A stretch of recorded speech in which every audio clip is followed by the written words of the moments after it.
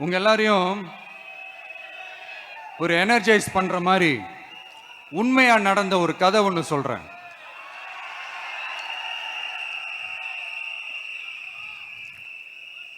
சொந்த நாட்டையே ஒரு கூட்டம் அபகரிக்குது. சொந்த நாட்டிலேயே இருக்க முடியாத அளவுக்கு ஒரு நெருக்கடி ஏற்படுது. ஸோ வேற வழி இல்லாமல் அந்த நாட்டை விட்டே வெளியே போய் வேற ஒரு இடத்துக்கு போய் காடு மலை அப்படி இப்படின்னு சுற்றி மறைஞ்சு வாழ வேண்டிய ஒரு சூழ்நிலை ஏற்படுது. என்னடா இப்படியே ஓடிக்கிட்டு இருக்குமேன்னு சொல்லிட்டு தன்னோட நட்பு சக்திங்க கிட்ட பேசி ஒரு பெரும் படையை திரட்டிக்கிட்டு அதிரடியா ஒரு போரை நடத்தி அந்த நாட்டையே திருப்ப மீட்டு எடுத்தது யார் தெரியுமா? நம்ம கொள்கை தலைவர்களை ஒருத்தரான ராணி வேலு நாச்சியார் அவர்கள் தான். அவங்களுக்கு அந்த நட்பு சக்தியா கூட இருந்து உழைச்சது சின்ன மருது, பெரிய மருது, சையது, கார்கின்னு சொல்லிட்டு அந்த 3 பேரும் தான்.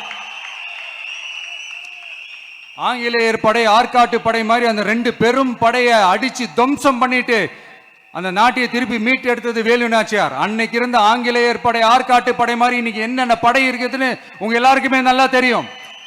அதனால அந்த 2 படை மட்டும் இல்ல, இன்னும் எத்தனை படை வந்தாலும் எதிர்த்து நின்று ஃபேஸ் பண்றதுக்கு ஒரு நல்ல தலைமையும் இத்தனை சக்திகள் என் கூட இருக்கும் போது, இத்தனை சின்ன மருது, இத்தனை பெரிய மருது, இத்தனை சையது கார்கிகள் என் கூட இருக்கும் போது நம்ம நாட்டை நம்மளால மீட்டெடுக்க முடியாதா?